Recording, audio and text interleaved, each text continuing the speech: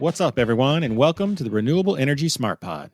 I'm your host, Sean McMahon, and today we're going to be talking about a debate that's percolating in the residential solar power market that, if it's not resolved carefully, could end up hammering the renewables industry and taking a big bite out of the wallets of rooftop solar customers. The debate is about net energy metering. For those of you who don't know what net energy metering is, don't worry. My guest today is Joseph Tripke from Liam Research, and he's going to walk us through it. He'll explain what net energy metering is and why you should care about it, even if you think the rooftop solar market has nothing to do with you. As you'll hear, this issue is also particularly complex in this day and age because of factors like equity in energy and the jobs that the energy transition is supposed to keep powering. Also, be sure to stick around after our conversation ends because we're debuting a new segment of the Renewable Energy Smart Pod called the PodBrief. Looking ahead to the next few weeks, we've got a lot of awesome episodes on tap. ESG investing is exploding, so we'll be talking to Maggie Peloso from Benson & Elkins about what companies need to do to prepare for disclosure rules coming down the pipeline for that hot market. And speaking of hot markets, renewable energy credits are in high demand. Steve McCombs from Incubex will join the show to talk about trading trends in that space. And bringing things closer to consumers, RMI recently published a paper about the green mortgage market. That's an important topic because while we spend a lot of time talking about new technologies and renewables and energy efficiency, none of those technologies will deliver on their promise if consumers can't afford them. Greg Hopkins is one of the authors of that RMI paper, and he'll be joining the show to talk about the key findings. So that's a look at what's coming up the next few weeks, and today we've got a great show. But before we kick off today's episode, just want to remind you that EDF Renewables is a market-leading independent power producer and service provider with over 35 years of expertise in developing wind, solar, storage, and electric vehicle charging systems. EDF Renewables. Energy your way.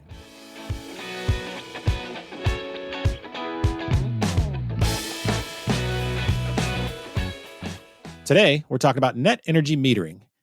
It's a topic that's scorching hot in the residential power markets, and I'm joined now by the perfect guest to walk us through the issue.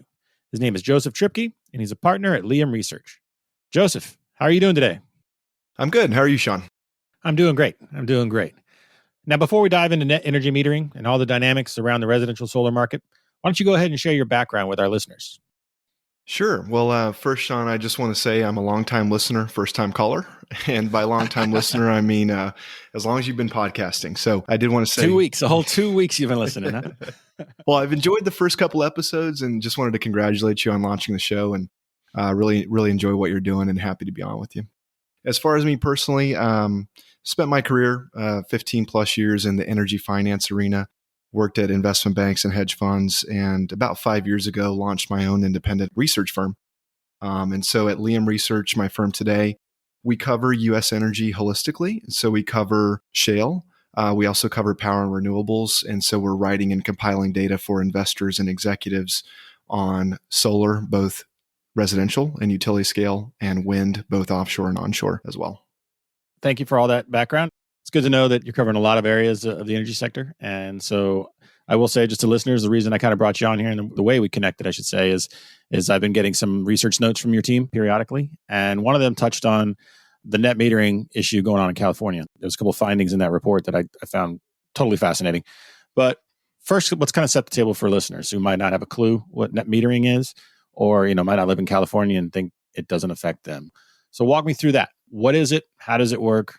How do consumers up to now benefit from it? Sure. Yeah. So a lot to unpack there. I think it is, as you mentioned, Sean, the debate is sort of hyperpolarized, and we think it's probably the most important energy policy discussion occurring at the moment in the U.S. market, with maybe offshore wind being a close second. But it is something that can have a huge impact on the rooftop solar boom that we've seen over the past couple of years. So the basics, what is it? Net energy metering, or NEM. It is a solar incentive structure, but it's not the typical incentive that you might think of like a rebate or some sort of a subsidy. It's really a market mechanism that allows homeowners that have panels on their roof to monetize excess generation. And so the way that it works is if you have solar on your roof in most states, and I think this is implemented in about 40 states around the country, you will have a different kind of meter on your home. And this is a meter that'll spin backwards and forwards. And so during the midday hours when the sun's shining bright and you're not using all of the electricity being generated by your panels, Net metering is the mechanism by which you backfeed your excess energy into the grid, store it there, and in return, you get credits. Those credits can then be used when the sun sets at night, when you're pulling energy from the grid, maybe deferred from the summer to the winter, when you need the energy. And so it effectively increases the system's utilization. Okay, and this is a benefit to homeowners because they're basically selling back or kind of getting credit for energy that they're not using, and it drives their monthly bill down, right? They're saving money.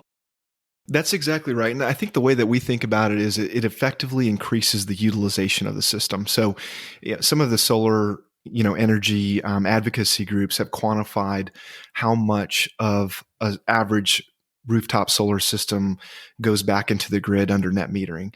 And those estimates range between 20 to 40%. So if you think about, the high end of that, if you've got solar panels on your roof and you have net metering, 40% of your system's production, you're able to tap that because of net metering. Without net metering, your max utilization of your system is only about 60%. And so without it, your economics, the value proposition to you to make that investment to install solar, I think is marginalized. And so this policy has been incredibly effective at growing the installed base of solar across the nation and making that economic decision justifiable for many, many homeowners. And so let's talk about that solar boom in the residential market. What kind of numbers are we talking about here? Either in California or nationwide, in the last 5-10 years, how many homes have residential solar on the roof? Sure. So if we look at California, in particular, we're looking at over 1 million homes, probably close to 1.2 million homes that have solar panels on their roof.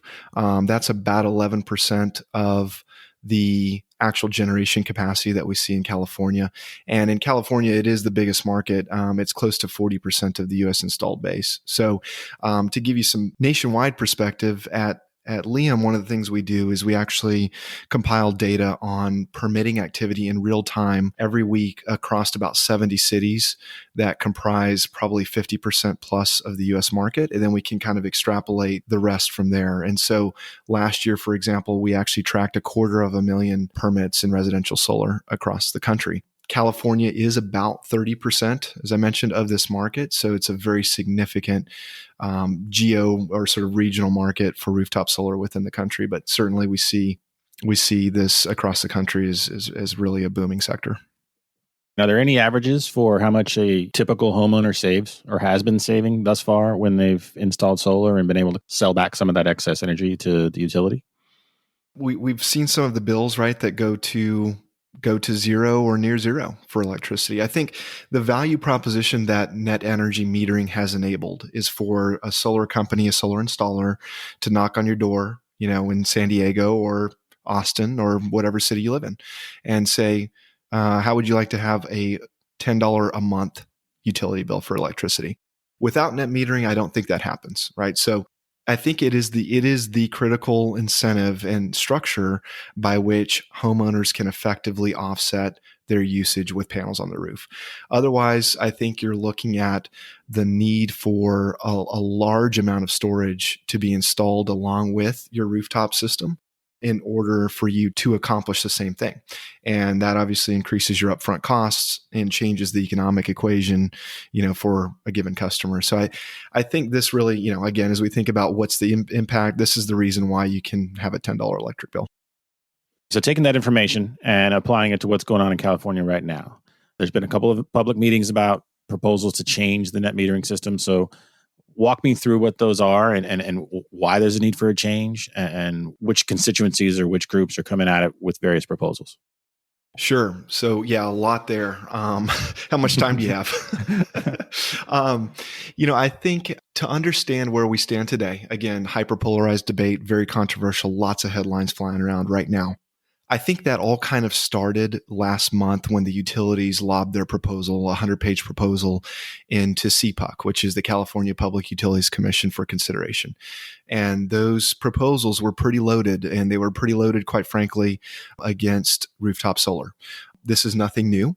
We've seen utilities propose similar ideas and constructs before, and it hasn't worked. So I think to set the stage a little bit, maybe, Sean, for where we are today before we get into some of this current debate, we need to back up a little bit and understand where net energy metering originated and came to be in California.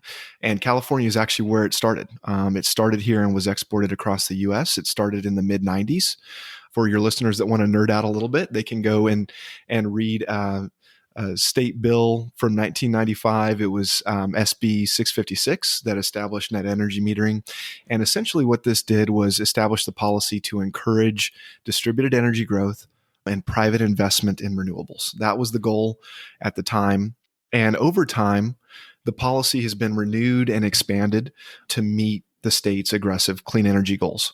And I think where the current reform proceedings kind of really trace their roots back is to 2013. In 2013, California removed the solar utility load cap. And at that time, when they did that, that was a pro-solar change. They basically tasked CPUC, the California Public Utilities Commission, with undertaking reform to the value equation around net energy metering. Now, that was going to take place in a series of steps over many years, but that's when the ball got rolling, was back in 2013. That resulted in the last major change happening in 2016. And that's when we saw NEM 2.0 sort of implemented. And at the time, CPUC said, we're going to come back and reevaluate this issue in 2020. So again, here we are today, very hot, very controversial, but nothing new. This has sort of been brewing for the last 7 years or so. All right. Now, if I live in Texas or Florida or, anywhere else in the country, why do I care what's going on in California? Yeah, I think there's a couple of reasons. The first is this is a critical market. We kind of talked about the size. So point one, I'd say one of 3 points why you should care. The first is that California is a massive market for this industry. I mentioned our data at Liam. We think California is about a third of the market. So two, it's critical to the solar industry and the health of the solar industry. Public companies like Sunrun, SolarEdge, Enphase, these are well-known companies. If you're in Texas, you may have invested in some of these companies. These are companies with a great deal of exposure to the California solar market. And beyond that, I think the third point why everyone should really pay attention to this is this idea of sort of as California goes, so goes the rest of U.S. solar. And we mentioned earlier, NEM started in California. That's where it was first conceived and codified into law. And now 40 or so states across the country have adopted that policy. So what we see is, in many cases, the solar policies that California is implementing are setting precedent that other states are adopting. One additional recent example of this, and I think you probably covered this in your newsletter, the PodBrief newsletter, Sean, as well, is the what's happening in Massachusetts around the Solar Neighborhoods Act, where in Massachusetts, they've actually proposed legislation that seems very similar to what California did last year, which was to mandate that every new home that's built has to have solar on the roof, right? So we see the policy ideas in California that are implemented there exported across the nation. So this debate not only maybe shapes the future of California, which is a massive market for residential solar, but it also potentially has great implications for NEM regimes in other states. That background on NEM 1.0 and NEM 2.0 and why it matters across the country is tremendously helpful. We'll be right back. EDF Renewable's purpose is to build a net zero energy future with electricity and innovative solutions and services to help save the planet and drive well-being and economic development. We're committed to providing future generations with the means to power their lives in the most economic, environmental, and socially responsible ways possible. We understand the importance of managing energy integration in a way that also enables clean energy projects to improve the electric grid. Our tailor-made solutions can solve energy challenges facing our customers, no matter the size or complexity. EDF Renewables. Energy your way. And now, back to our conversation. So you mentioned that utilities in California and their 100-page proposals came out with some ideas that obviously are probably what they want to see implemented because it's in their best interest. So what are some of the key aspects of those proposals? Yeah, so I think to set the stage a little bit to explore that and some of the specific nuances of the proposals, we have to sort of understand what's at the heart of this kerfuffle, right? And the big debate. And what is at stake is money, literally tens of billions of dollars between now and 2030, 20 plus billion. And where this comes into play is the cost burden and cost shift and where that burden is borne, right? So today, I think where the need to reevaluate NEM, and I think everyone will agree on this, whether you're a solar advocate or not, I think everyone does agree there needs to be a revisitation of the value equations. And the reason is it comes down to the export credit rate, which today in California is near the retail rate, so call it 30 cents per kilowatt hour, and the actual value created by the solar generation on your rooftop, which has been quantified at about 6 cents per kilowatt hour. So, it doesn't take someone that's an expert in this area to say, look, that the utilities are going to look at this and say, well, a customer is creating something and we're paying them 5x what the value of that something is, right? So I think that misalignment between marginal cost and export credit rate is at the core of this debate. And from a non-solar customer side, they're going to look at this and say, well, why should the solar customer receive that rate when what they're producing is not worth that? And we're having to bear all the cost of the grid and hardening it against wildfires and climate change and poles and transmission and so forth, when those benefits do seem under this policy to accrue to the solar customers. So that kind of sets up the proposals. And, Sean, we've seen more than a dozen different proposals submitted to CPUC in this proceeding. There's going to be endless debate and workshopping and task force and testimony until a decision is made, later this year in December, January timeframe on this. I think what we're seeing is the party lines have certainly formed. And on the one hand, you have the solar industry advocacy groups and some of the environmentalist advocates in alignment. And on the other hand, you have utilities and you have the ratepayer advocates and some of the social justice groups, which have formed on almost more in alignment with the utility side. So an interesting alliance forming there. But in our view, you've got to look at four major areas that are critical to what's happening here. Number one is the export credit rate. So what does a solar customer get for putting their feed back to the grid? The second thing is, what are the retail rates for grid usage of solar customers, and how might those change? The third thing is the true-up period. So currently, you can roll your credits forward as a solar customer for a year, and that's very helpful because in the summer, you're creating a lot of excess credits that you might use in the winter. There's some proposals that want to go to monthly on that. So the true-up period. Let me jump in there on the true-up period. Mm-hmm. How would that shift things if you go from annually to monthly? Sure. So, if you think about timing of when you're storing the most solar credits, when your panels are producing more than you need, is summer. Right. And so in the summer months, some solar customers can actually compile quite a few credits that they're able to roll through August and, October, and then use ultimately in November, December timeframe. If you constrict the timeframe for which you can roll those credits, the value is somewhat marginalized. So I would guess the homeowners want to be able to roll them annually, and the utilities want to say, hey, you've got 30 days to use them, or monthly. Exactly right. Okay. And what were the other aspects of the proposals you've read? The last one is probably the biggest. So just to recap, we had number one, export credit rates. Number two, retail rates paid. 3 is the true up period. And then the fourth, and this has probably gotten the most headlines and everything lately, is the monthly fixed fees. And these are solar specific charges that the utilities want to add. If you have solar panels on your roof and you're a net metered customer, you've got to pay $50 or $60 or $90 a month as a fixed fee before we even talk about what that generation's worth, right? And so when you add all this up, some of the calculations are draconian on some of these plans in terms of the payback period for a new customer. So let's say you're a new customer and this new regime is passed. You might be expecting a 5-7 year payback period on your investment on your system. It might balloon out to 20 to 30 years. So it really does, as you look at the nuances around these four key aspects, it can really alter the value equation for a new customer. So customers would potentially be going from, $0 or $10 a month to 60, 70, 80 just because of the connection fee, or more, just for the connection fee. Just for the connection fee. Yeah, just for the connection fee before we even talk about, rate reduction on the credits. Exactly. Now, one of the key reasons, groups resist this, and I think this goes back years and years, I want to say in Arizona somewhere, is that once you establish that connection fee, a lot easier to raise it. You come back a couple years from now, and now it's $100 instead of 50 or things like that. Is that another reason where some of the consumer groups are trying to just prevent that from even getting started? Yeah, I think that's certainly something that the pro solar groups are looking at. But I think even more than that, it's it's looking at if the utilities proposal was implemented verbatim, what happens to the solar market? How many installations do we go to next year versus this year?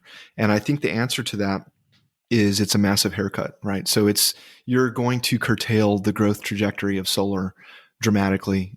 Even before we talk about inflation of the fee in the future, the immediate impact of this is to erect a massive roadblock to rooftop solar installations if it passes, if the utilities were to get what they wanted, right? So there's a lot of alignments on these proposals. So how is that shaken out? Because I think what we're seeing, I really want to dive into this because we're seeing kind of new allies formed, I'd say. There's a lot of utilities are actually somehow finding themselves friends with a lot of equity groups, which I think is a fascinating alliance right there. So can you expand on that? Yeah. So let's talk briefly kind of about what some of the different groups want, right? I think again, we're going to be generalizing a lot here because there are a dozen different plans. They're all specific. They all have their nuances. They all have kind of agendas. But if we were to really just generalize and step back 50,000 foot view, we'd put the proposals in sort of three buckets. On the one hand, you have the utilities. And what they're proposing is let's roll back net metering by cutting the solar export compensation rate to something that looks more like the avoided cost rate. So cut it by 75%, right?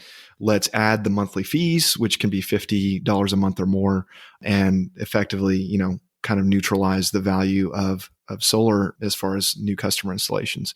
And again, important to note, this all impacts new customers, not existing, who are grandfathered in. On the opposite end of that spectrum, you have the solar advocates, who their plans generally propose don't move too fast to reduce the net metered credit rate. Let's do this slowly. Let's take a step back, right? Let's ramp it down over time. Let's hit certain hurdles on either installations or battery installations, or maybe even just a time frame. Let's just not rush into this because it's going to be, you're basically going to grind our industry to a halt. Those are the really two opposite ends of the spectrum. And then, as you mentioned, Sean, kind of in the middle, somewhere leaning to one side or another, are environmentalist activist groups and social justice advocacy groups and ratepayer groups, right? Kind of all in this bucket and kind of moving to one side or another depending on the group. But as we look at that group in particular, I think what's interesting about this current debate is that what they're putting forth seems to us to align a little bit more to what the utilities are saying. And this is because of their focus on advocating for disadvantaged communities, disadvantaged homeowners, and low-income customers who might live in multifamily homes and don't have access to solar. And so what they're effectively saying is, look, minorities in California, based on our data at Liam, 70% of those don't own a home. And they're bearing the costs of hardening the grid, of transmission infrastructure, of poles, of all these other things that the solar paying customers are not paying for under the current regime. So I think that could be a pretty big swing factor in this calculus, and where the decision is made is going to have to balance the interest of low income utility customers. And so that 70%, just to kind of walk that out a little bit, they don't have access to solar because a lot of times, they're renting or something like that. And if you're the landlord, then you're not as incentivized to put solar up there if you can just pass on the cost of higher energy to your tenants, right? And so is that part of the equation too? So it's one of those things where, like you said, the social justice is kind of almost perhaps going to run into the solar groups, whereas I find that fascinating, right? It's kind of, for lack of a better word, we're talking about two stereotypically progressive groups, right? Exactly. The renewable energy crowd and the social justice crowd are now coming to this intersection where, hey, the momentum of the solar crowd could get slowed down by the social justice organizations standing up for these Californians and, eventually people all over the country who are, like you said, either bearing the burden of the grid or just don't have access to the benefits of rooftop solar. And my next question on that is there any chance this turns into kind of a waiting game? Because there's some noise coming out of members of the Democratic Party in Congress and in the Biden administration that are trying to build out access to solar to lower income constituencies and things like that in affordable housing. So is that something that is it just going to take too long to do that? Or can that get done to almost make this net metering debate in California kind of moot? At least that angle of it, the social justice part of it. Because guess what? Everyone does have access. How does that schedule shape out for what's going on with CPUC? Yeah, I think that is it's a noble cause, and I'm sure it will have political momentum. But I do think this decision, as we look at the timetable, it's not going to happen in time.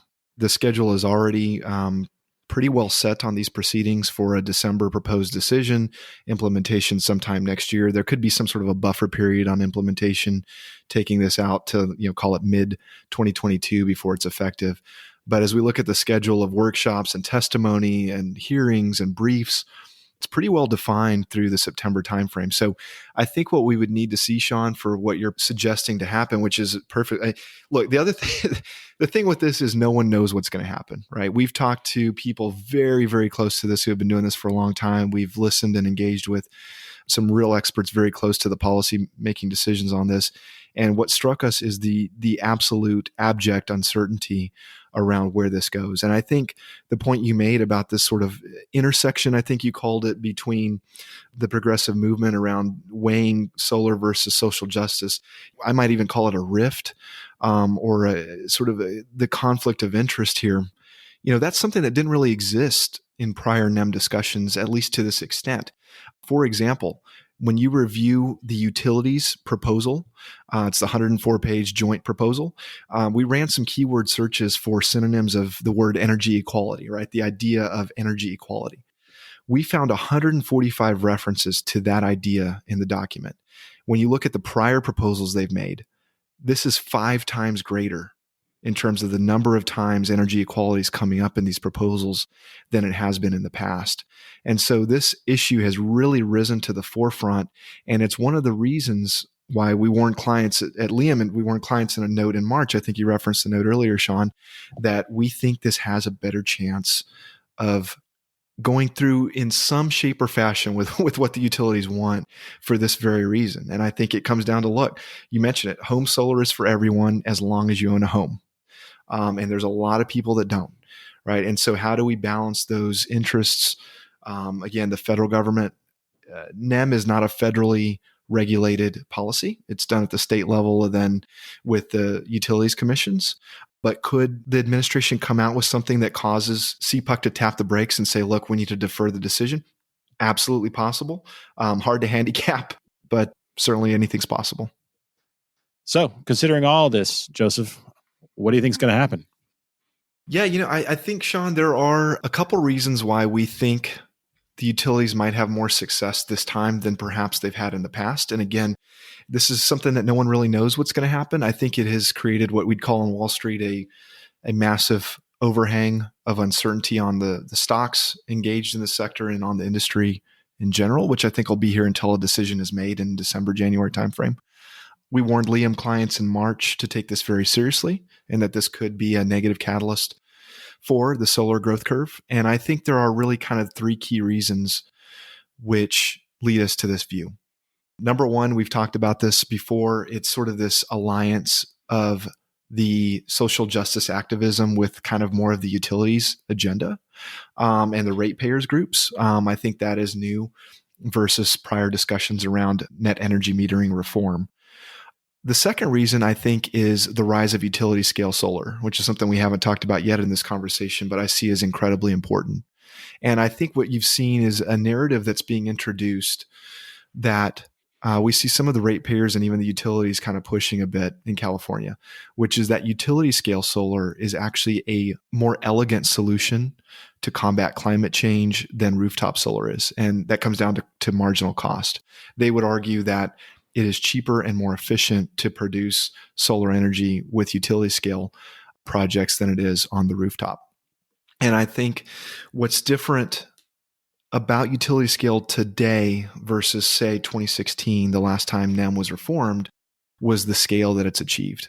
So at Liam, we're modeling solar projects on a bottoms-up basis for utility scale. And so we're modeling these projects by projects. And so we have really good visibility into both the installed base and what's coming.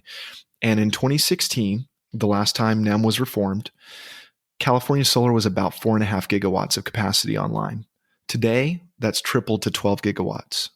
So over the last 4 years, utility scale has become a real player. In fact, it's surpassed, the installed base of rooftop solar. And so I think incentivizing utility scale could potentially give decision makers on this policy a way to kind of save face with the climate change movement and say, look, we're going to push to incentivize utility scale solar because that's more of the social justice friendly policy that still gives us a way to effectively mitigate climate change. If that ends up coming to pass, what kind of impact does that have on nationwide solar? Will other states follow California?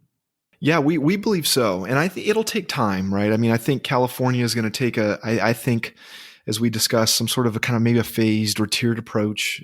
I don't think they'll just erect a massive roadblock immediately. I think you'll see more of the utilities proposals incorporated than before. But whatever happens with this, certainly over time will influence, in our view, policies in other states that have net energy metering. And so if it is something like we suspect that could work towards the favor of the utilities a little bit more this time, then I think other states take a page from that playbook. Now, does that happen in the next year or two? Maybe not, but over the next 5 to 10, certainly. And I think if utility scale solar incentives factor more heavily into this, it would add to our optimism around that. Utility scale solar is something that we see as, if we think about this from the investor perspective, which is what we do at Liam, we think that utility scale solar is underappreciated, and that trend, based on recent application data, has a lot of upside. So you mentioned at the top of our podcast that, Liam, your group covers a lot of energy sources. So what other issues are you keeping your eye on and kind of alerting your clients to besides what's going on in California? Yeah, that's a great question, Sean. And beyond, the NEM debate and even beyond residential solar, which we're keeping abreast with nationwide, I'd say utility scale solar and offshore wind are two areas we're both following very closely and also very optimistic about.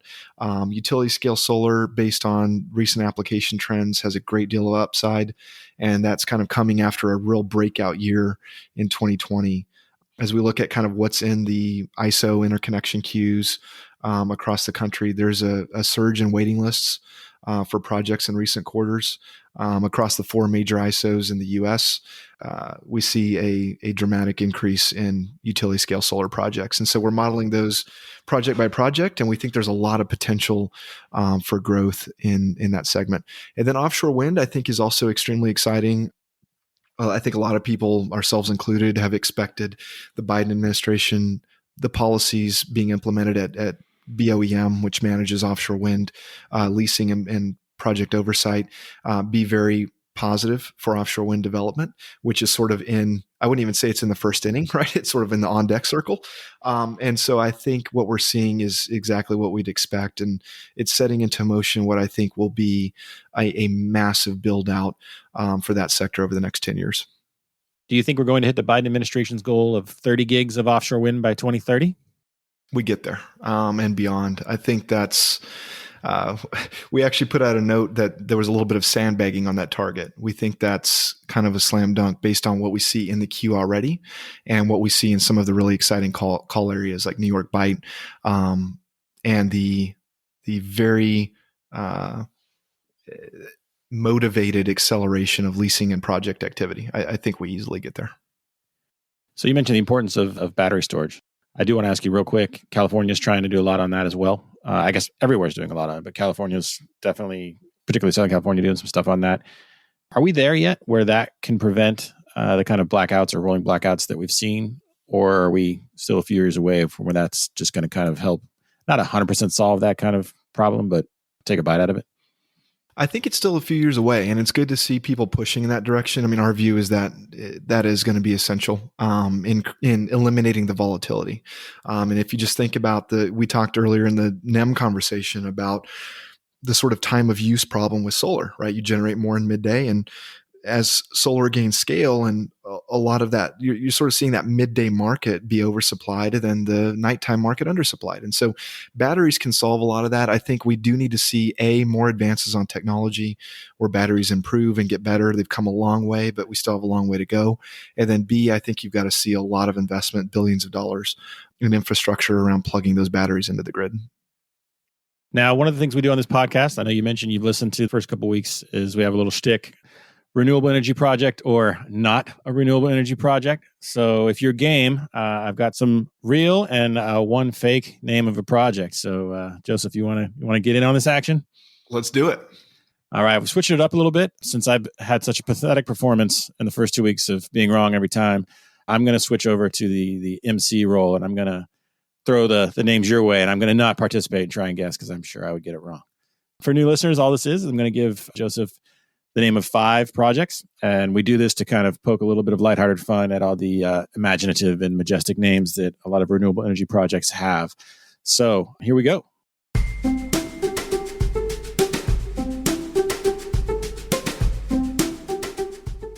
The first project that might be a real renewable energy project or a fake renewable energy project. Project name is Cliff's Edge Wind Farm. Next one is Grand Meadow Wind. The next is Great Western Wind. The next one's Mustang Solar. And the last one is Vulcan Solar. So again, that's Cliff's Edge Wind Farm, Grand Meadow Wind, Great Western Wind, Mustang Solar, and Vulcan Solar. So you want to take a stab at which one you think is not a real renewable energy project? Man, that is a tough one, Sean. Cliff's Edge reminds me of a energy bar. So let's strike that one as not real. I'm going to say Grand Meadow, Great Western, Mustang, and Vulcan are real. And I'm going to go with Cliff's Edge. All right. Well, the envelope, please. Congratulations, Joseph. You got it right. Cliff's Edge Wind is not a real renewable project. Seriously? Yeah. Wow. Total shot in the dark. Man. I like the Cliffs Bar association. That was a great one there. Well, thank you very much, Joseph. I appreciate your time today. This has been a wide-ranging conversation, obviously. And so we'll be keeping an eye on California, what happens with the CPUC there and net energy metering. So thank you very much for your time and your insight. Sounds great, Sean. Good to be with you. Okay, so right now we're going to debut a new segment of this show. It's called the PodBrief. The idea is that at the end of every episode, I'll circle back and highlight key takeaways from the show. Or maybe I'll just riff on things going on in the renewables industry that make me go, So that conversation with Joseph Tripke really left me thinking that the California Public Utilities Commission has to come up with a very nuanced solution to the net energy metering conundrum.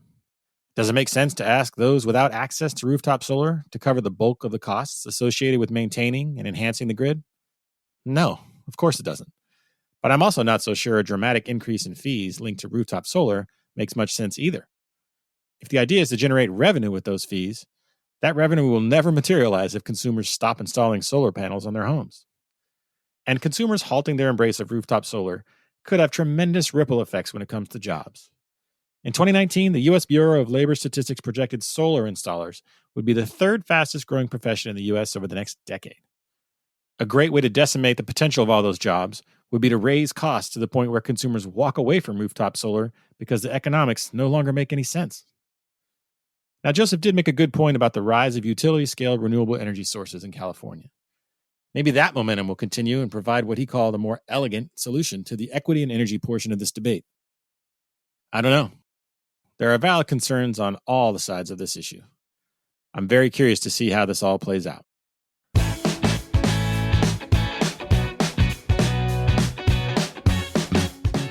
Well, that's our show for today. Once again, I'd like to thank our exclusive sponsor, EDF Renewables. If you like this podcast, please share it with your friends and colleagues, and be sure to follow us on Apple, Google, Spotify, or wherever you get your podcasts. You can also follow us on Twitter, where our handle is @RenewablesPod. And if you'd like a daily dose of renewable news delivered to your inbox, head to smartbrief.com and sign up for the Renewable Energy Smart Brief. The Renewable Energy Smart Pod is a production of Smart Brief, a future company.